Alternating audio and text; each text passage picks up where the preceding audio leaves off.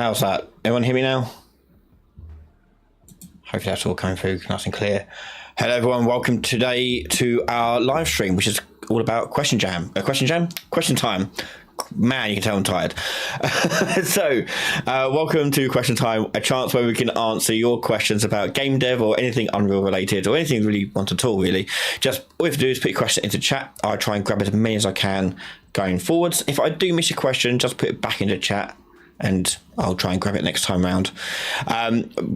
Little announcement first of all. So tomorrow's live stream will be reviewing and playing the top rated games from the most recent Game Jam. So if you submitted a game or want to see the entries that were made in the Game Jam, head out to check out our live stream tomorrow, same time tomorrow, and we'll be announcing a winner hopefully then as well. So hopefully everyone is doing well. Hello, hi, how you doing everyone? Shadow Games, hello. Hey, I'm going to guess JX just wash works. There's a spider on my table. Get out. I flicked it. Jose, hello. How you all doing? The Question Jam, yep. It's all about the Question Jam. I don't know whether the light in the background's too... I can't dim it. It's either too bright or not on at all. Right. What's better, do you think? Off or on? I know. Josh Works. I guess it was Josh Works. So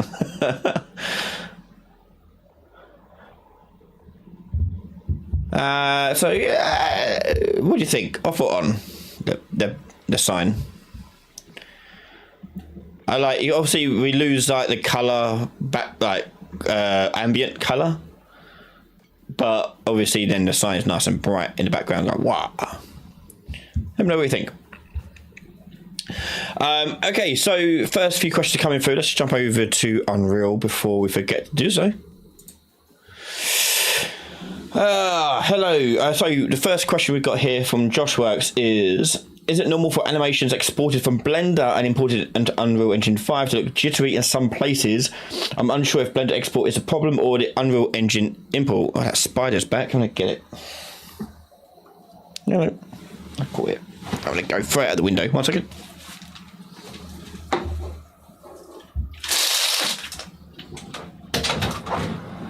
There you go.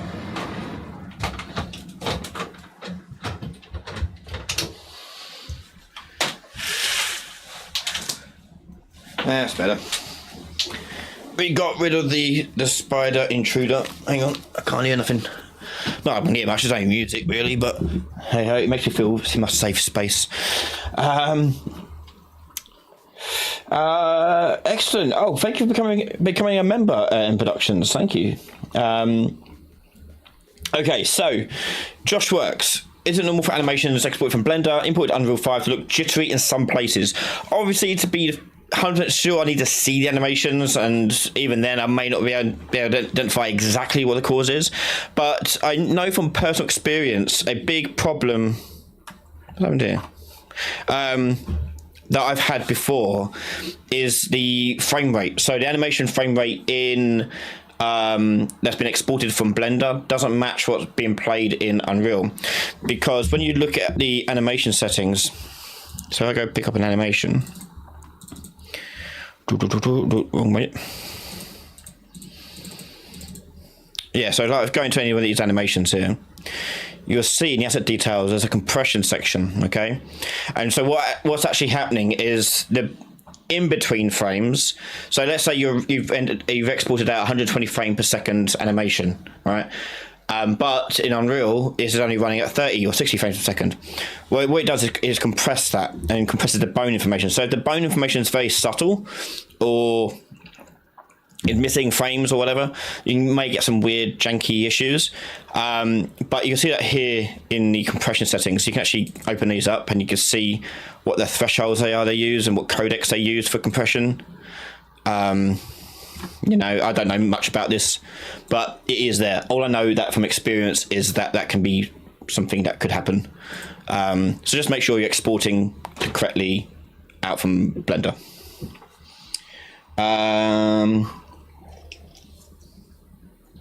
Next question.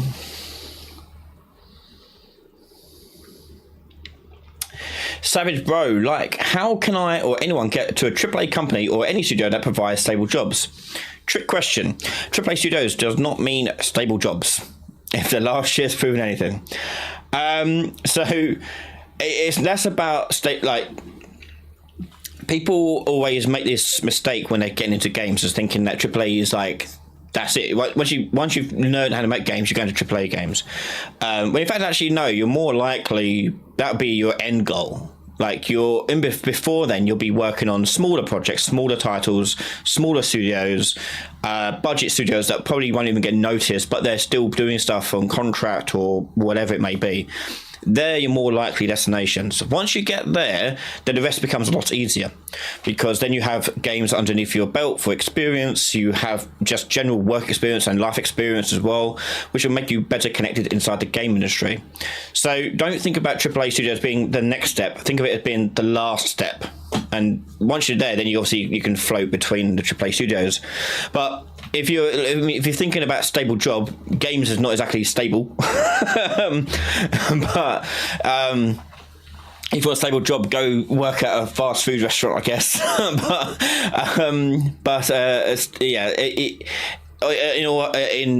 In actuality, though, yes, you're looking at climbing the ladder. Yeah, and you want to look for studios that are established, and they'll be the stable jobs. So they're not the ones that are going to be going for the big mega billions of dollars in revenue and spending budgets, but the ones that just get on by just fine and are well managed. And that's the thing you want to look at, is the management structure of a studio to decide whether or not it's stable or not. The problem with big studios is obviously the management structure is very complex and then become very difficult to navigate and sustain. Next question. I'm losing them. The scroll. So if I do miss your question, just put it in there again. I'll find it again. Pixel over on Twitch is asking, hello Ryan, can you please talk about warm-up, Niagara systems, and blending camera cuts in sequencer? I have a sequence with some camera cuts, blendings, and a Niagara system. It renders some black frames like the camera lost its position when it's time to blend. Ooh, don't know. If it's going black when you're trying to blend, that usually means that you're trying to blend, obviously, into nothing. So just make sure the camera track actually exists before the blend. I have to see what you're doing with your timeline to see how you're doing the blend. Be very... I don't know how... I can't really help with that one. It's something I need to see. I'll get my hands on. Renders some black frames. Renders, are you doing like are you actually rendering it out, or is that what you mean by rendering black frames?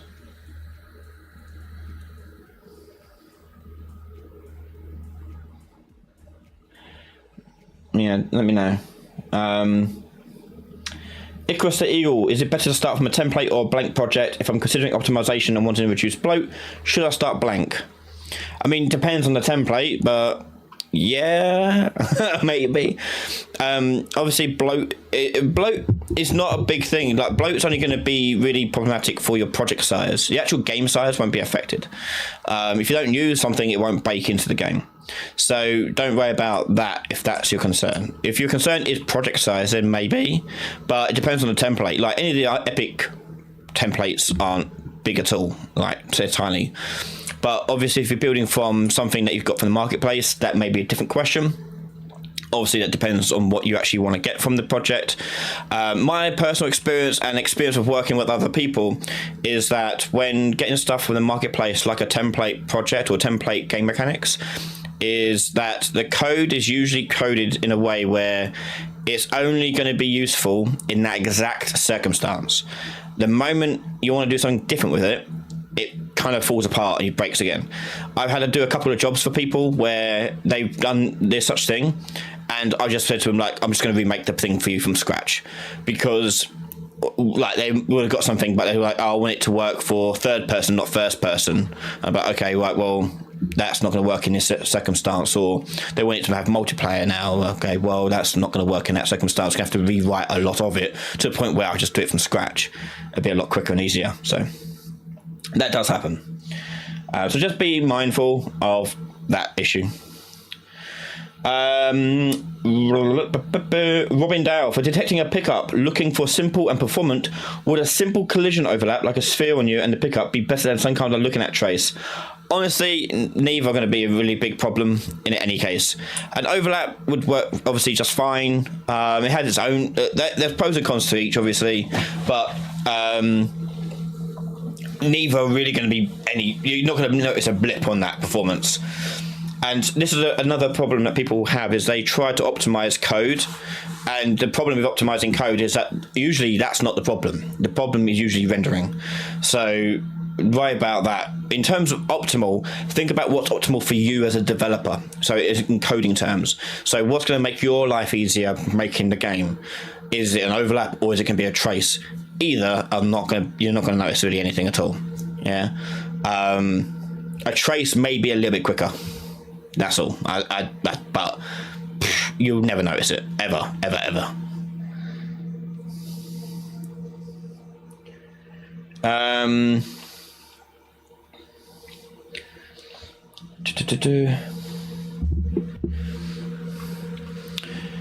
Yeah, if you don't want to look at it directly at the item, yeah, then using an overlap is just totally fine.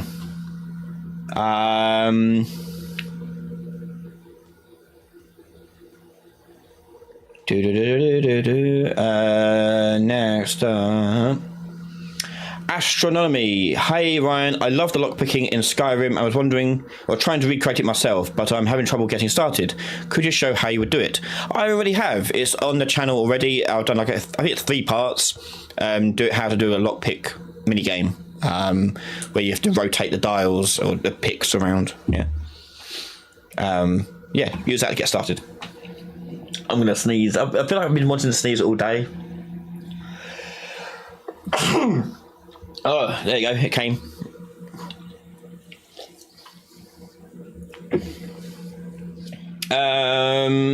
Don Norris. My character's IK foot plant isn't working. My character slides during walking animations and float on stairs. Okay, so it depends on how you're handling it. But if you're doing foot IK, you need to know when and where the foot should be IKing to, especially the when part. So, for example, if we take a look at, actually, I need to bring in the third person character. Hold on. Third person, add to project.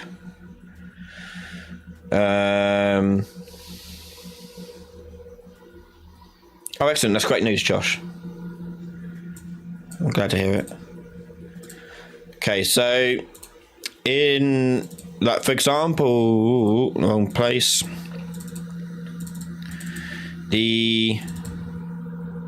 There's one. There it is. So the way they handle it in the template for the third person, it's not the only way, but the way they handle it in theirs is they've got these notifiers triggering. Okay, and it basically tells you what foot should be on the floor, and at that point, that's where it should be doing the IK. Okay, so that's how they're doing it. So here we're going to IK the left foot, then IK the right foot, then the left foot, left foot, right foot.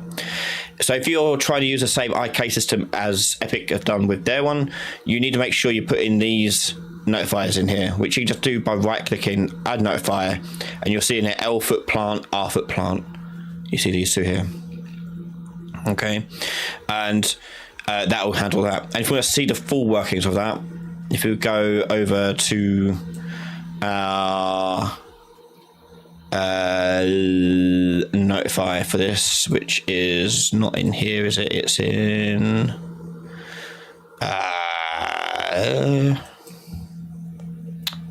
it's in the actual control rig. Bip, bip, bip, bip, bip, bip.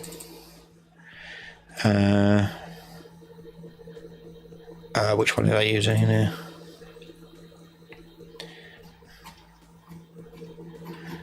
I'm going to guess it's this one.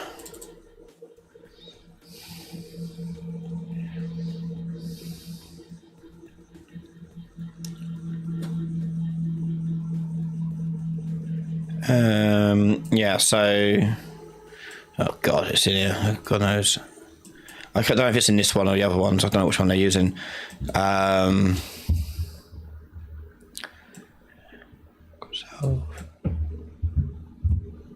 It's neck, backward arm, backward legs.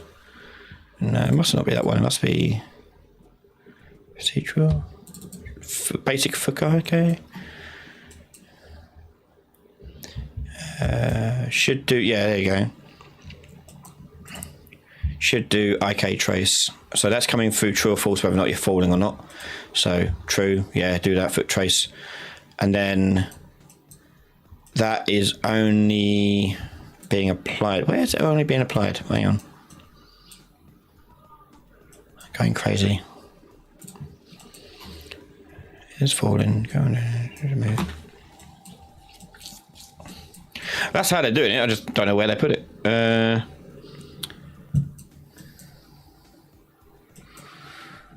Unless...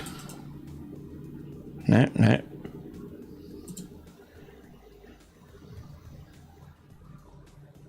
I know, they're doing it somewhere. But that's what they do. They do that. So indicating which foot should be doing IK at any one time. Yeah.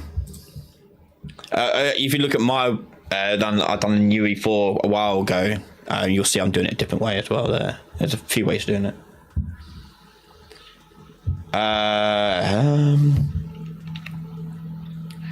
Matt McCarthy, how many bones or joints are considered too many per in-game character?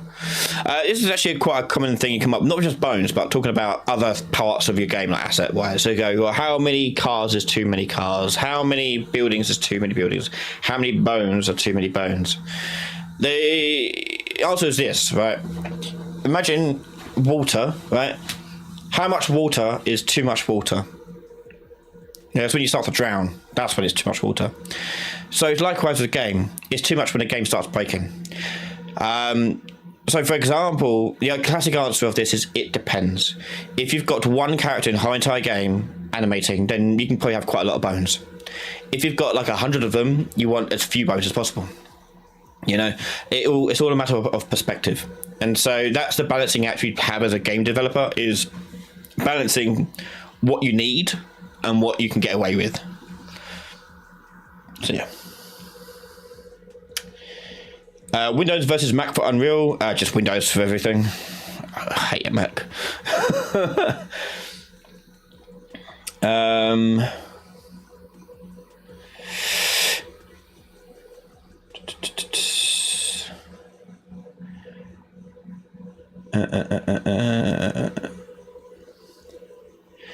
Iron Thumbs, are landscape auto materials a much bigger performance hit than just painting by hand? No difference. It's all baked in, makes no difference whatsoever. Maybe it has like more textures to load up, even height maps load up, but even then.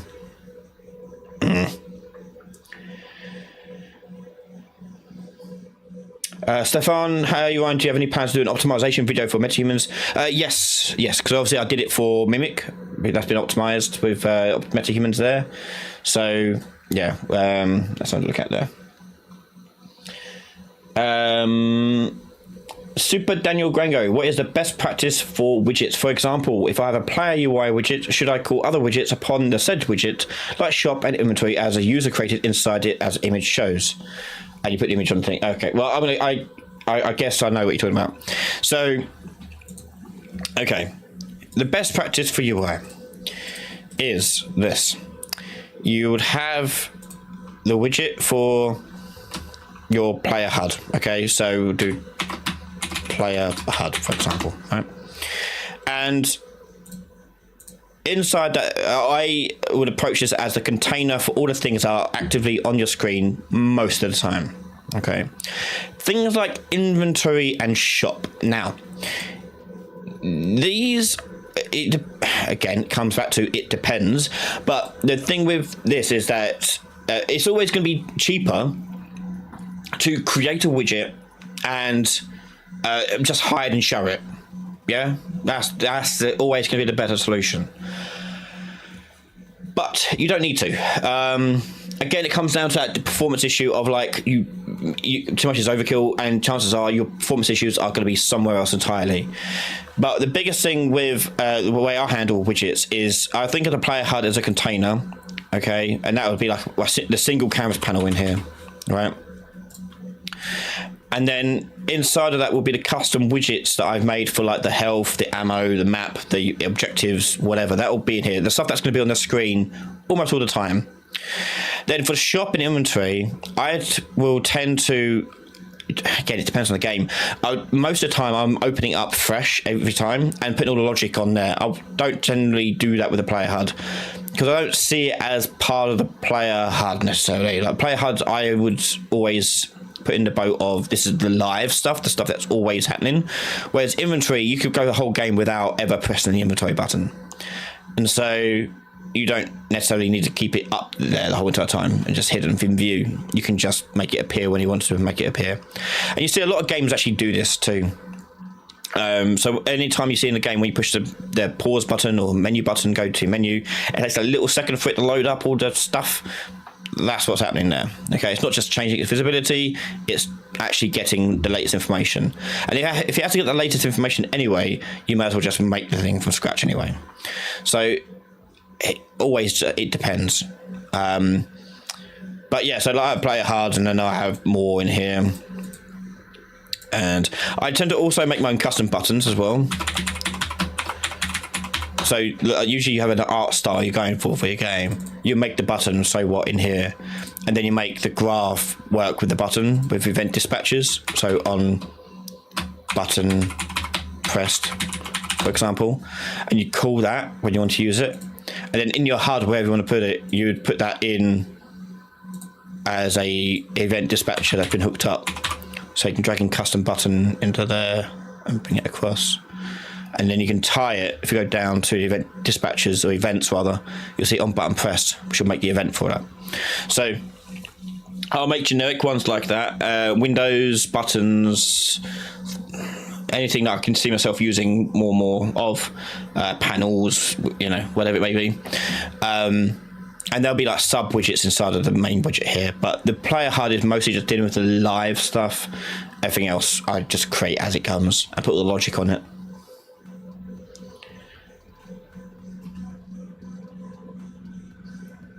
Iron Thumb, did you work out the Twitch chat stuff with Mimic from last week?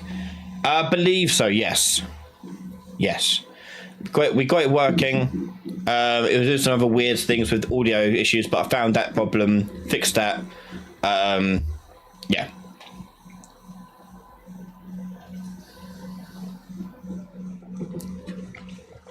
So it works, I think. I have to test it again properly, but yeah. Common UI or hidden, not collapse, or collapse. So the common UI thing, common UI is cool. Common UI basically it does what I just did, where I made my own button and made stuff in here. That's all it's doing. Yeah, it's just a selection of stuff they pre-made for you and done all the hard work for you. So you can use that. Totally fine. Hidden or collapse, the difference between the two is that they both do the same thing in the hiding the actual thing. The difference is with hidden, it'll hide it but keep the space reserved, like the physical space. And then the collapse will actually leave that space alone, so it'll collapse on itself and give you that space back. Oh, hello.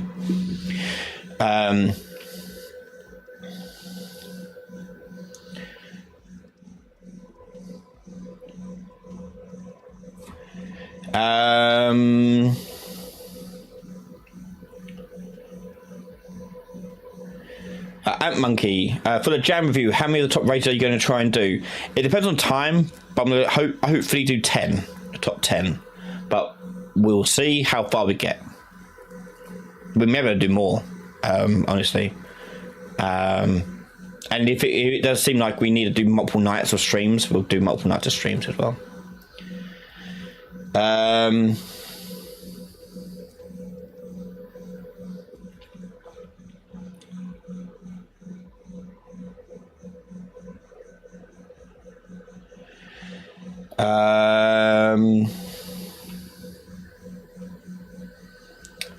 Stephen Nichols, how would you have a BP, a blueprint with a mesh using a texture material with 6 colors with the color selected from a random integer on the BP? I'm getting texture coordinates, but I'm not sure how to do it. You got a few ways of doing that. Correct me if I'm doing something that's outside of what you're trying to actually do. But let's say, for example, we just have the cube on here. And I give it a material.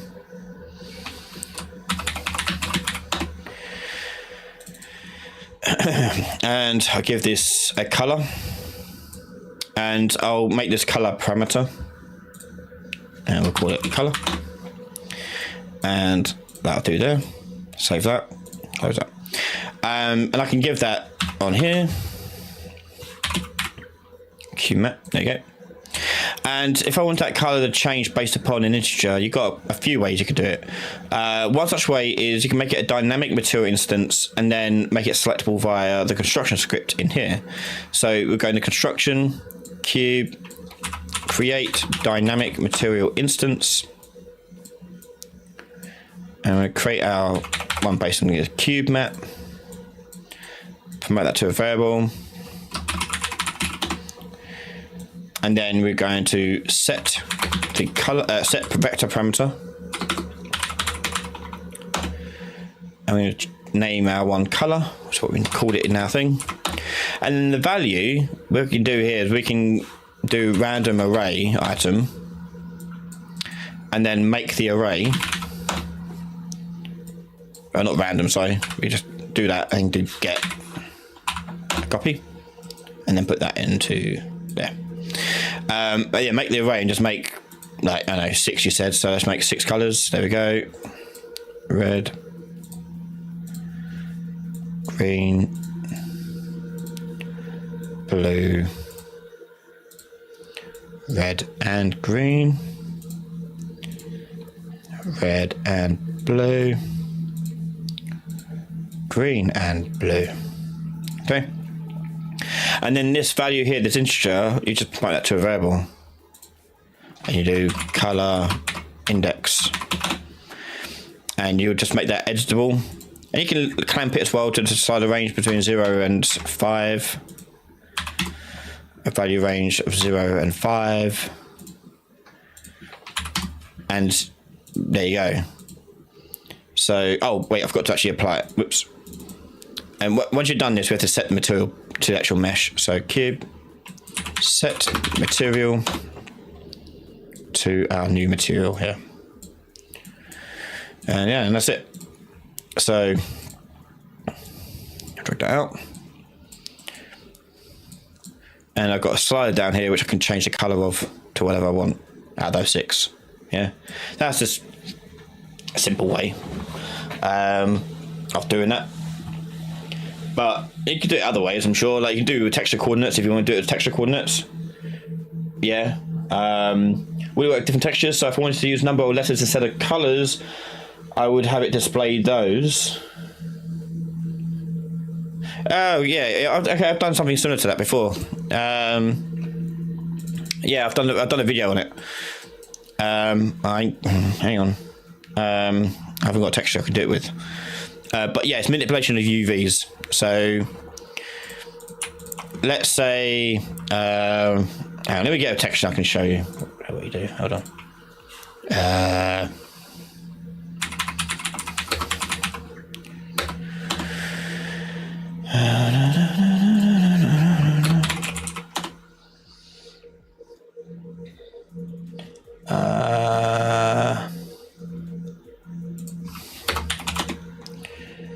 Let's go for this one.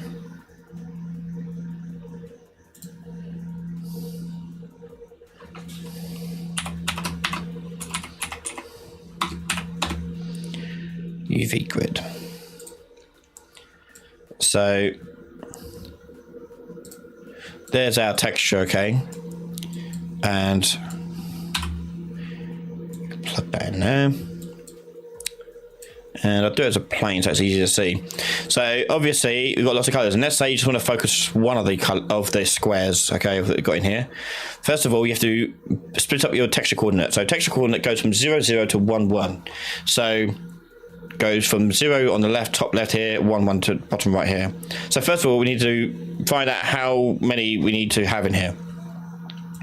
So we're going to do 1, 2, 3, well, 10. So we're going to divide that by 10. Okay. And now you can see we're going to get the top left one only. Yeah, that was yeah, you know, you're 10, yeah. Okay, so we've got a 10, and you see we've got the top left-hand one there, which is 0 in red. But if you want to shift it along, you have to then manipulate the UV coordinate, okay? So you have to add on to this a 2D vector. And let's say you want to add, like we do, add one more in the X here, okay? Not one more in X, sorry. Be 0.1. There you go. So if you take, let's, here, I'm getting confused. So if you assign each one of these, like this is 1, this is 2, this is 3, 4, all the way up to 100 in this case, then you take in the coordinate, like your coordinate space of this. So let's say you want to get space 5, 6, whatever that is, right? We want to divide this by the number of, that we divided up here. So we take this, divide by 10, and then we want to add that to here. Okay, and it's going to pick the one we want. Okay, and that's number 5 and 6. So row, column 5, row 6. So 1, 2, 3, 4, 5, and no, X is this way. 1, 2, 3, 4, 5. It'd be there because that starts at 0, and then 6 will be down here. So 0, 1, 2, 3, 4, 5, 6. Yeah, that one. Okay, so you make these numbers the ones you want to change, and to make them a parameter, because you can only do scalar or vector. You can do either way. I probably just do it as a vector, make your life a lot easier. To convert to a parameter and do positioning, and then you just mask just the R and G out of this. Yeah, and then the color you send over, the value you send over, will match to what we just did. So 5 and 6 there will give us that. Okay. Yeah, that's it. Yes. Next question. Rank 1 or McDonald's. If you would have to make an animal AI like dog, would you make it a pawn or character? How would you decide what and why? I'll probably stick to character still, even though it can only do humanoid pawn shapes with its main collision node. You can work out ways around it by using different line traces and things like that. Until the new mover plugin is out properly, that will solve that problem. But the I usually stick to character just because it's already got a lot of the character stuff already done for you, and it saves you messing around with gravity and other things. You can just put it on. Making your own character movement component isn't easy. There's lots that goes into it. The fact they've got it already in there for you is a godsend.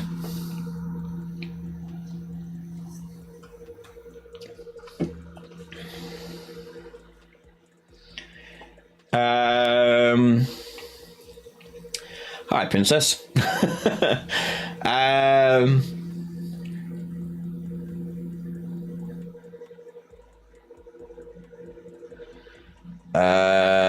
Next question. Trying to find one we can do.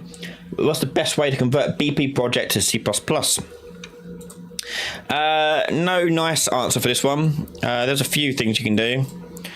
So, for example, I'm going to third person character here, and I can check the header files for this if I wanted to make as a starting point.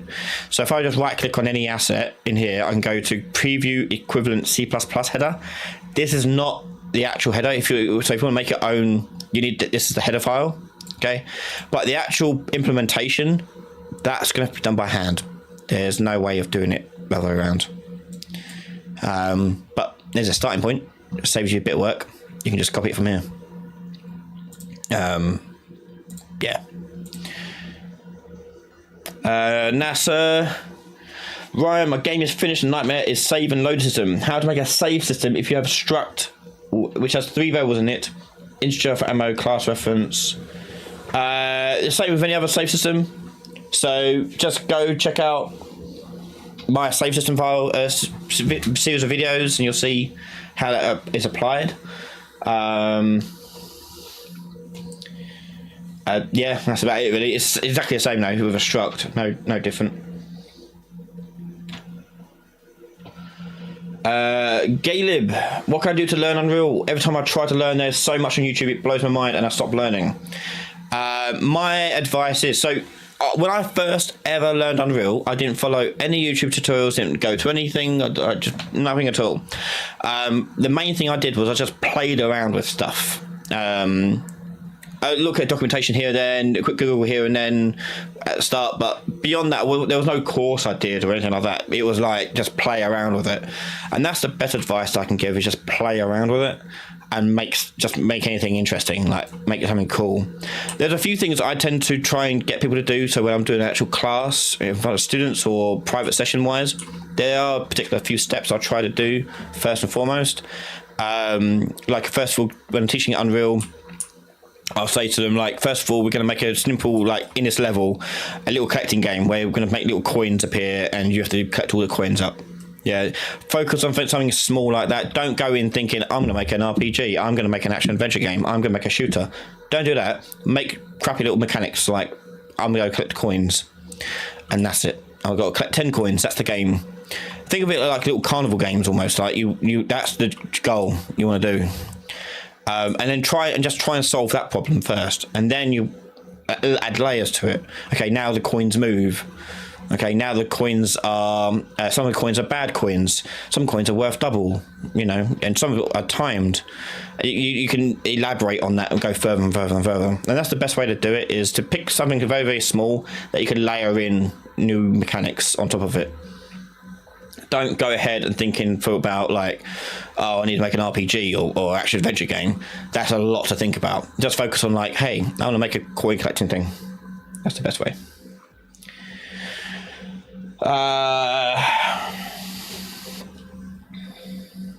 Will I be doing another Mimic stream? Oh yes, most definitely. Lately been working on getting the LAN system working, because we're trying to get it sorted out so it can be played at exhibitions. So been working on that. Cleaned up a lot of the networking stuff last night as well, like finding sessions and logging in, so that hopefully is a little bit nicer. But we're in a good position, I think, to keep pushing that. And I keep adding some more animations we've done. Fixed some respawning mechanics, fixed the egg mechanic. There's lots of things we've done for the end game stuff. So yeah, it's coming along quite nicely. We're behind schedule. Like, the original plan was to have it out in early access like now, but got delayed because of so many different things. But I don't want to rush it out. I want to get a good foundation in there, get it tested, get it played with, and make sure it's a fun game and it's the best it can be before we even put it in early access.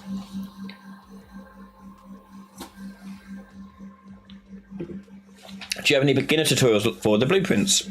Yeah, I've got the making your first game in Unreal Engine 4 though, but still applies, all the same stuff. FYI, I am making your first game in Unreal 5, where I'm halfway through recording it. It's quite a lot, bear with me. Yes. Congrats on the Coursera thing. Yes, so if you don't know, basically the first half of this year I was involved working with Epic to put together a course with Coursera. So I wrote and recorded and delivered and prepared the content for 2 courses on their program. There's 8 in total. I think the first 5 are up, I think it is. But I've done the 2 of them. And that was a big undertaking, but yeah, go check it out on Coursera. Epic done a news post about it yesterday, and done a trailer, and you see my little face in the trailer. Yeah, check it out. It's, and you got myself, and you got other great people as well delivering awesome stuff in it. It's one of those things that we wish we could have done more with it, because there's like so much we want to show and teach people. So it'd be nice to maybe come back in the future and do more courses. Yeah, at some point. Yeah.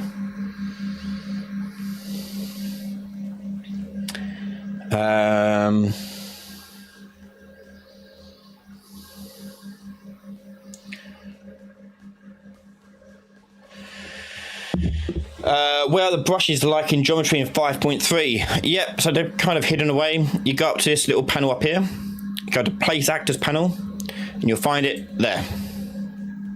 Hidden little button. If you still want to use them. I never use them anymore. No point.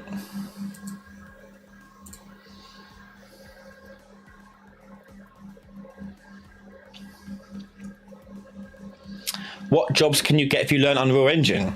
So one of the big benefits of Unreal Engine is just that it's not just for games. Like, it's used all over the place, like animation, film, marketing, architecture, visualization. Like, it's used for loads of things.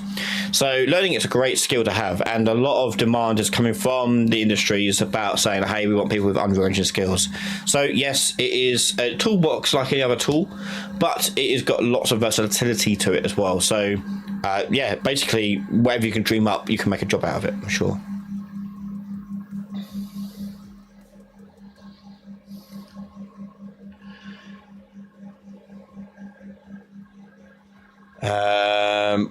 What's the best way to populate a grid with slots for inventory?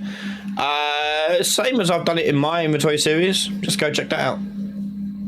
Yeah, it's the same as that.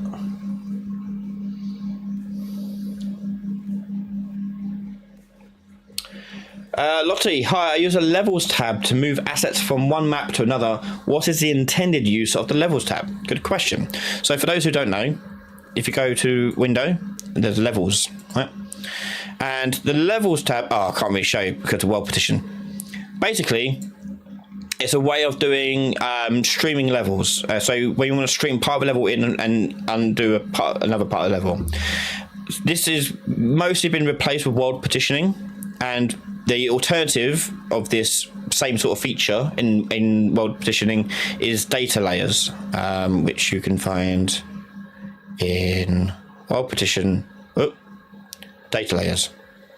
Okay, so the levels thing is basically if you want to turn on and off parts of your level because you don't want it all loaded at the same time, you can stream it in and stream it out. You see there's a lot in games all over the place. A very common technique to streaming big levels. Yeah.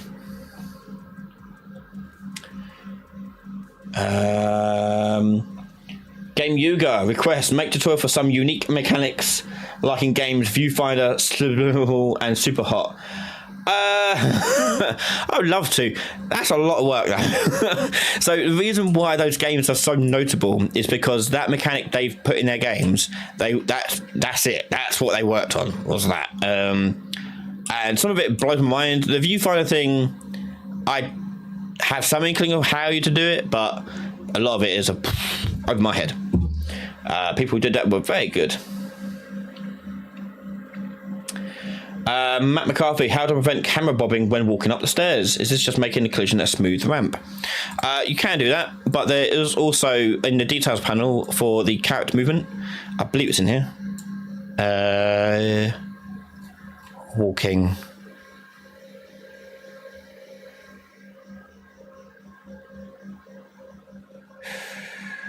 I swear I remember seeing it somewhere.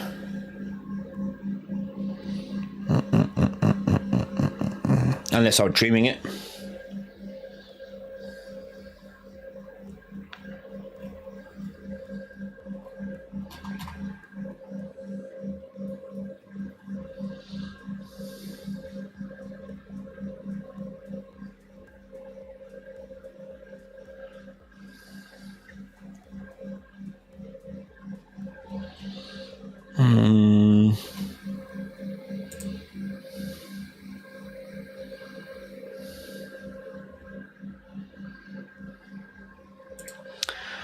It's one of those annoying things. I swear I remember seeing it. I bet it's not in there. I bet I'm imagining it.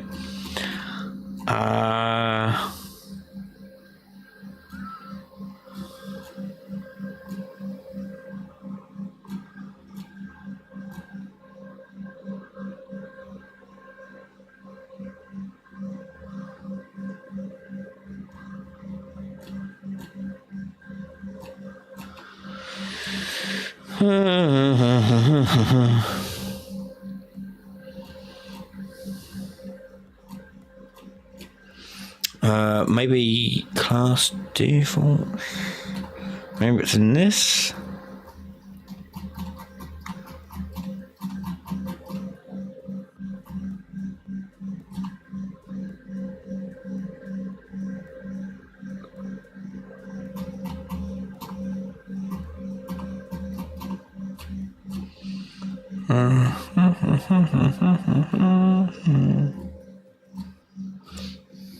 Not in camera, it might be in camera. Again, it's one of those things that I swear I've seen. I just can't remember where.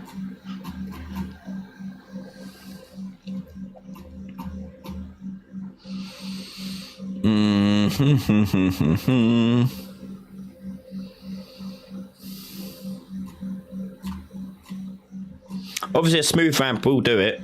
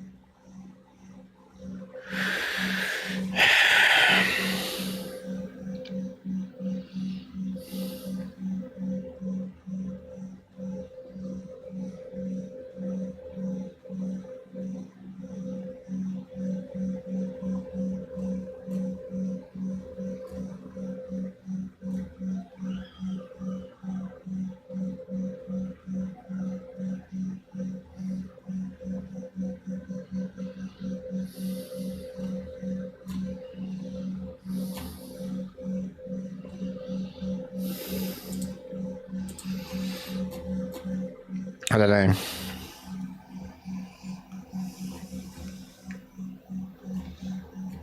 If I find it, I will do a video on it, but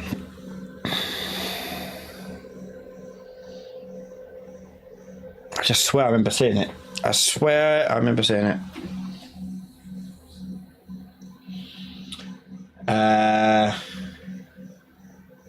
Or spring arm, could be a spring arm, but it's. I mean, you can kind of like get the gist of it with spring arm by doing enable camera lag things.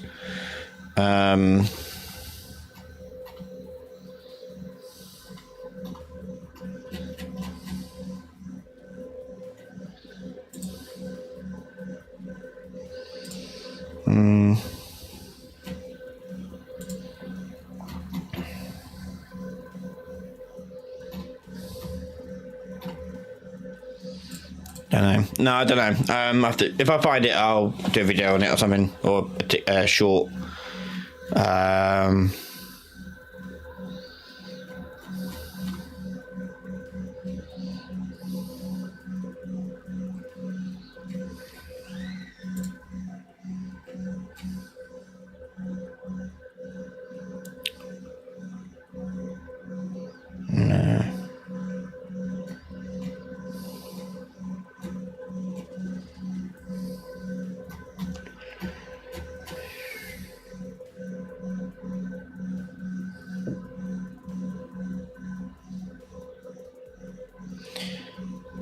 There's a stabilization thing, but I'm not too sure if that would be it.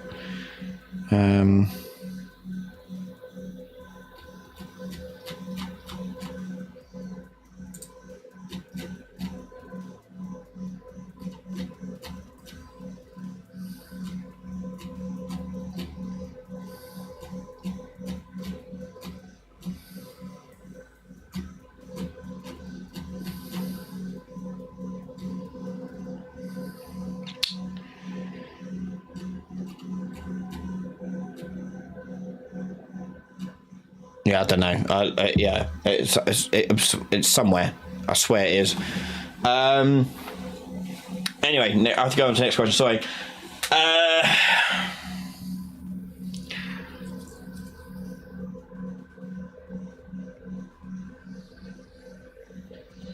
How do I make a procedural spline, such as a cylinder or plane, that I can use as an emissive light source? Trying to make a curved lighting tool for baked lighting. So it's just a spline mesh, like anything else. Another fun thing you can do if you've never seen it before, I think it works in 5.3, is to draw a spline tool.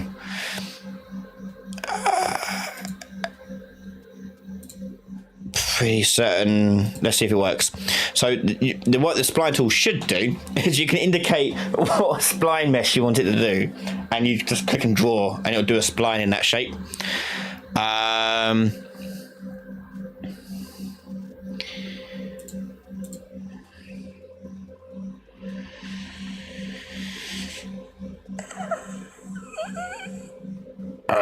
think it is. Let me have a look.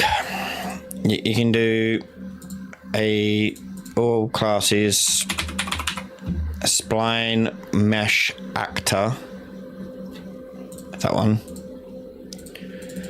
and spline mesh component. You set the mesh here to something you want to use, so cylinder, some kind, cylinder, like that. And we'll change the forward axis to be the Z, so go along like that. Compile, save, and then you set that to here. Whether this works or not, we'll see. Yeah, and then if you draw like the spline out like this and hit accept. Shoot, no. What is it? Draw spline. Draw mode, change it.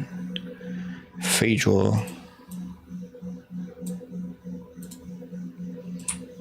No.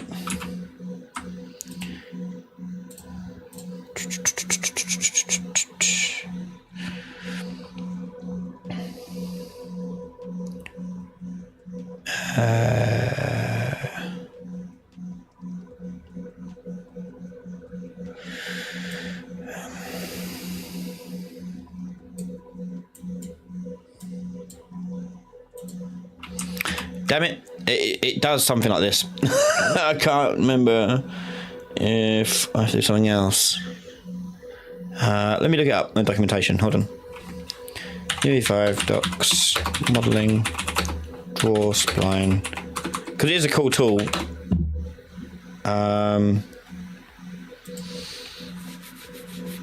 When it works.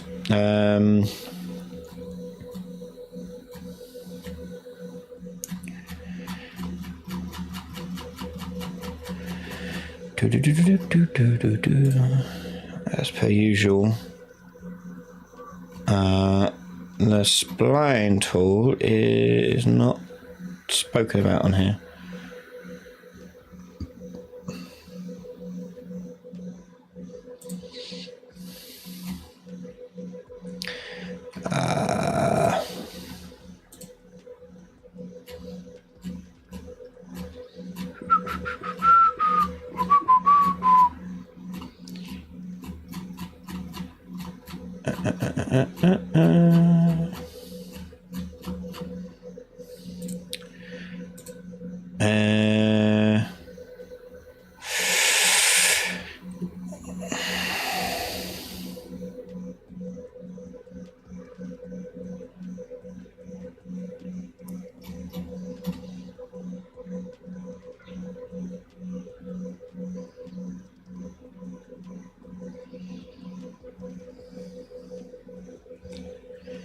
Damn it.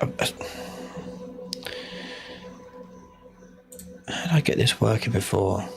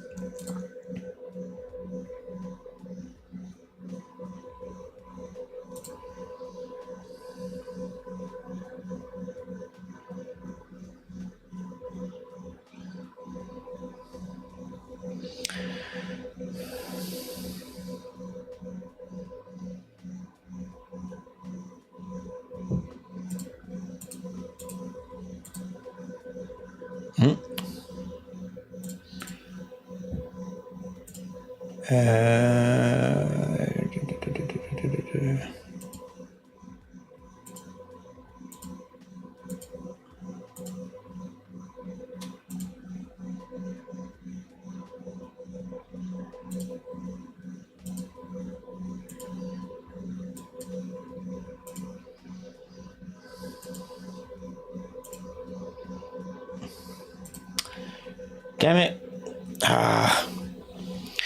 There's a way to do it. I just can't remember what.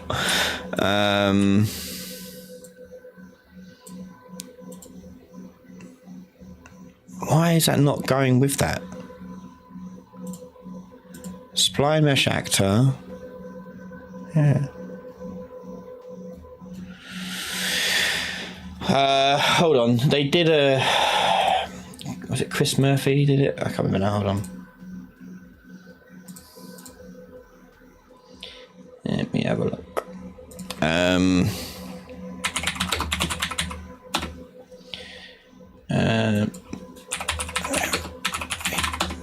did a post recently, and he put up in there. It might be something that got fixed in 5.4 or something.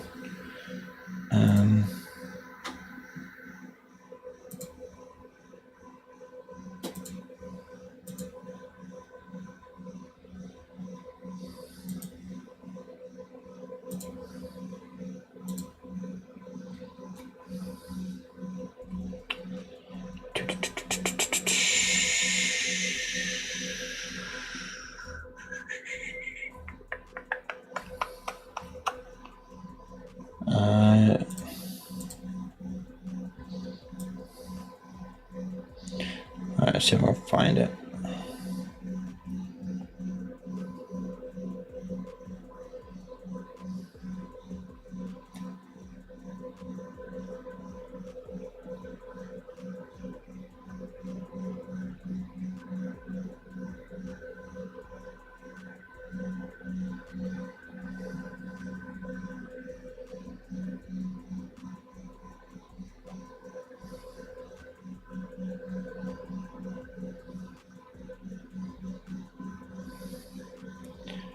We'll find it. Sorry, I'm just trying to.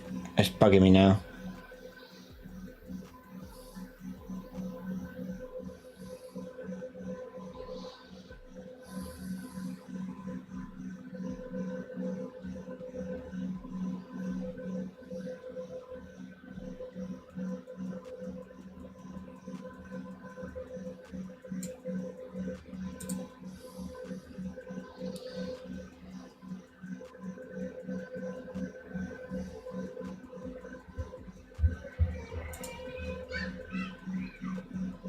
I will find it.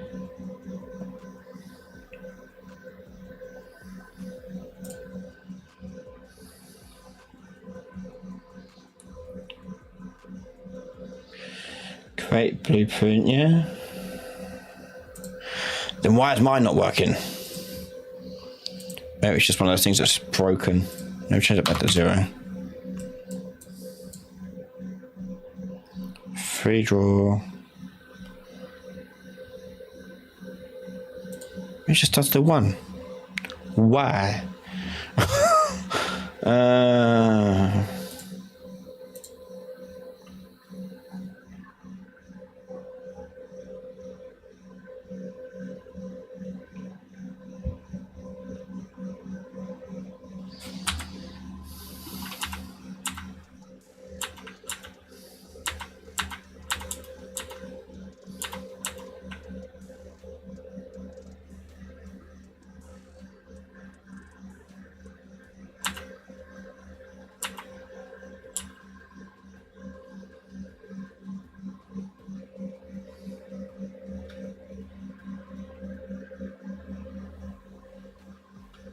Unless I have to put the actor in first. Maybe that's what I have to do.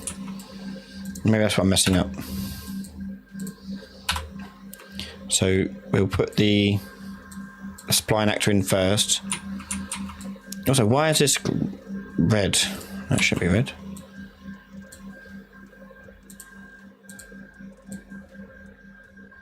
Oh, what's happening here? Hold on, that might have something to do with it.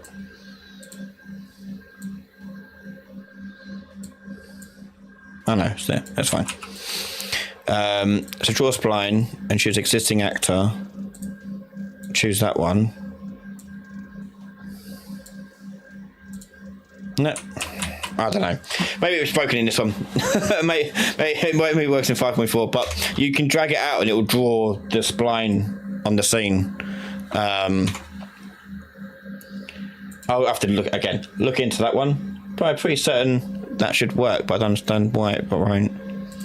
But you do that and it will just draw and it will stretch it along the whole thing. But yeah.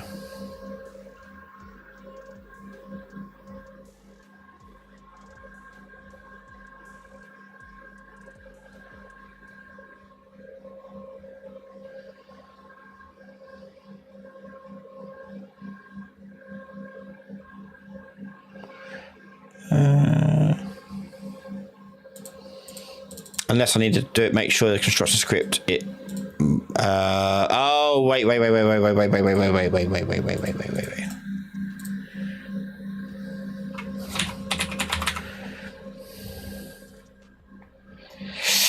Hang on, just null actor them and add a spline.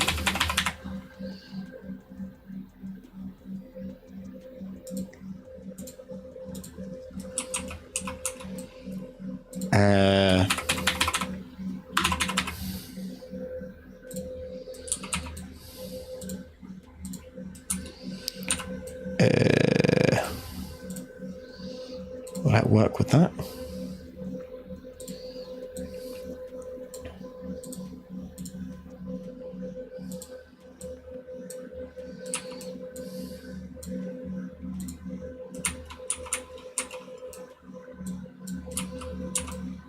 No, I'll look into it. I'll look into it. It's something like that in there. No, that's just meshing it. That's not doing it. Nothing's going to bug me. But yeah, I have to play that with it. Best way to have a trigger do a one-time spawn for multiple enemies. Manually assigning a transform to each spawn seems tedious. Must be a better way to link place actors to a trigger. Yeah, just put them in a single selection. Like, get rid of some of this junk.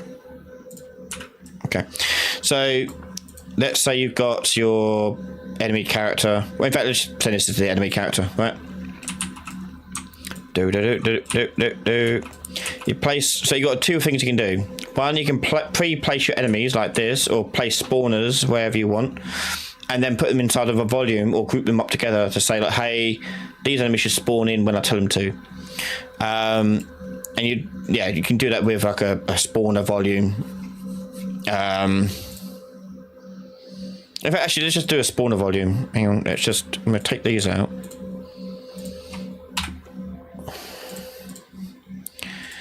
And make a blueprint class, actor, spawner, volume. And in here, you're going to have a box collision, or whatever shape you want to do. And then on begin play, or whatever function you may have, so let's have a custom function in here saying spawn actors. Yeah. And we can say have an input on it. Integer, enemies, whatever. We can do a for loop then on that, and we can take just to spawn actor from class and choose the whatever third person character. But the transform you give it can be related to the nav mesh if you want. So inside this box. So you want to get the bounds inside this area. So if you drag out the box, you can get random. Just type in random. Oh god, hang on. Extents. That's it. Get box. Scaled box extent. Random point in bounding box. There it is. So they give me, that's the half size. Center is the actual location of this thing. So get world location. And this will pick a random point inside the whole entire box, right? And then, but that's not going to be good enough. You're going to need to check it against the nav mesh. So you do random point in reachable radius, and it will just find you a random point within the radius of like whatever 100. Yeah, or you find the floor or whatever, and you can spawn it in on a loop like this. Yeah, so on completed, then I'll do a delay of like 3 seconds and spawn it in again like that. Yeah, like just 3, and we can put that back on begin play as well. So you just put this into your scene as a volume wherever you want it to be. Okay, don't forget to put a nav mesh in.